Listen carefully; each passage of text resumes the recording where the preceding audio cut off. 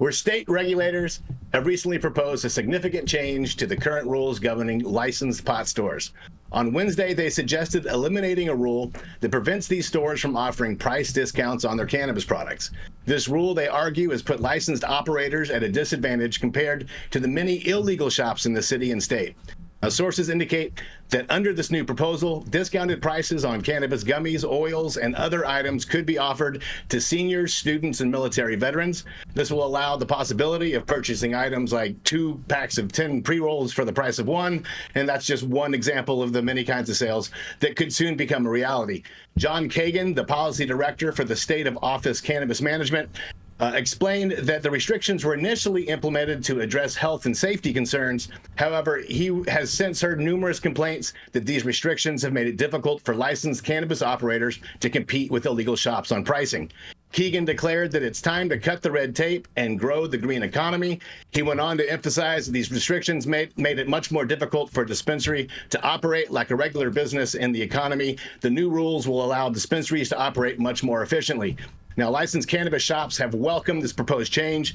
Osbert Orduna, head of the Cannabis Place, which runs a dispensary and delivery service in Middle Village, expressed his enthusiasm and said, "This is huge. Lifting these restrictions on discounts is a big deal." He said he also owns another licensed store in Jersey City, New Jersey, where he said he offers discounts already to veterans and seniors and students, but he couldn't do so in New York until now.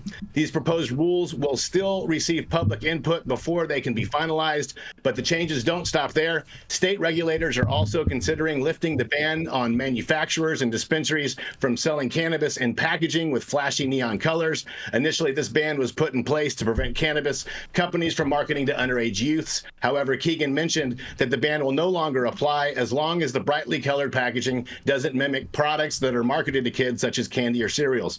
Additionally, the agency has proposed easing restrictions on the number of signs dispensaries can post on their storefronts. Currently, no more than 2 signs could be affixed to a store window to promote that cannabis shop. The restrictions will be lifted under the new proposals, allowing for more signs, even sandwich boards, to be placed outside the pot shops. Restrictions on billboards are also set to be lifted, which will help cannabis shops in upstate rural areas make potential consumers aware of their location and existence. This major overhaul comes after a withering state report commissioned by Governor Kathy Hochul in May. The Office of Cannabis Management is undergoing these changes in response to that report. Despite the slow pace of these changes, data discussed during the Cannabis Control Board meeting on Wednesday revealed a substantial backlog of applications. Now, even so, regulators did report a notable increase in sales from the licensed cannabis stores following the recent crackdown on illicit shops. So while the road to reform is slow, it seems that progress is definitely being made. And as you know, it's funny, lawmakers and regulators have a way of making the cannabis industry as complicated as rolling a joint in a windstorm. Maybe one day they'll realize that sometimes the best way to grow the green economy is to just let it grow. I'm Stone Slade, reporting for the High at 9 News. I figured this one out too, bro. My crystal ball is on point today. Yeah. Yep. Those little crystal balls, you're rubbing them, I can tell. You know why this is happening right now, Stone? What's that? You know why this is happening, right? What is that? This is happening because that one store in New York put out a press release saying that they were going to give discounts, which they were not legally allowed to do, to people that brought in trap weed.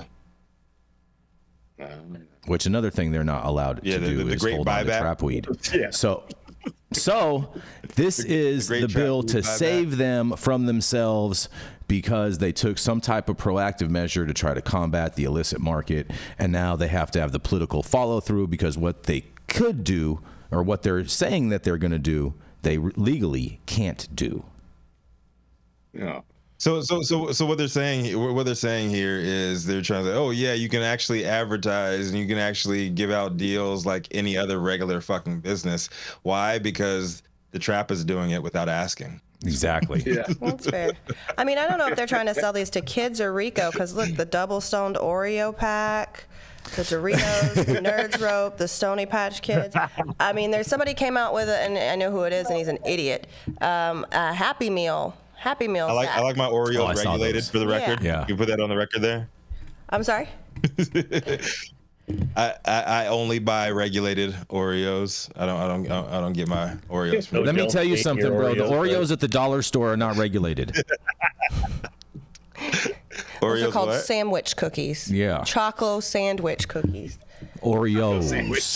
Yeah. I don't fuck with the off-brand shit. So my shits are expertly procured from the 7-Eleven across the street. No OV hose, just Oreos. Got it. Mm-hmm. I got a guy.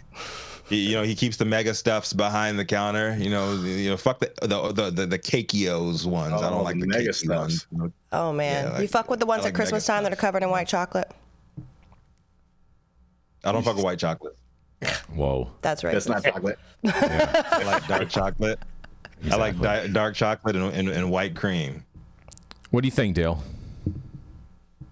Well, this is just more of the regulations from the state that are over-regulating, and they're just not getting the message from around the country that putting something in a brightly colored package does not ipso facto mean it's being marketed to children. Mm-hmm. Okay, my family owned liquor stores, and we had groceries in them too, and we were allowed to do, all kinds of discounts and giveaways and shit like that because we were a business. And they keep treating us like we're selling heroin and we're marketing to children. It's just disgusting because no one really believes it. But these politicians are afraid to step out and open this up for the green economy, make sure that they're tested properly so there isn't shit in it that's going to hurt people. Okay, that's important.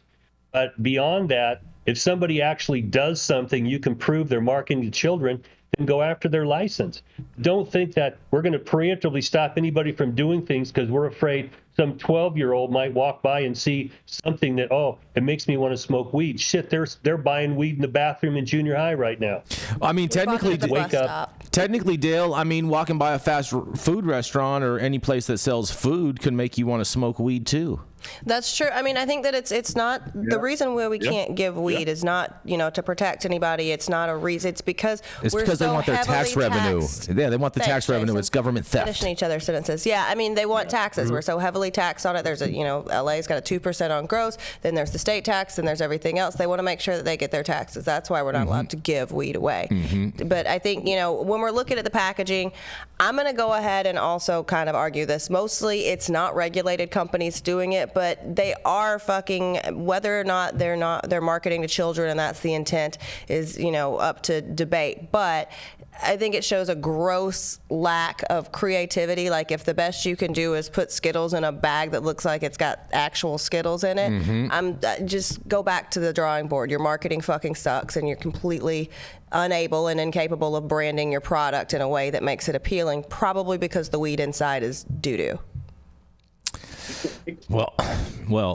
Chris Albach in the chat says that the OCM in New York just announced a recall for Sky High by East Sky High Products. He's saying that he received an email from them in regards to this, and this is in regards with products in New York.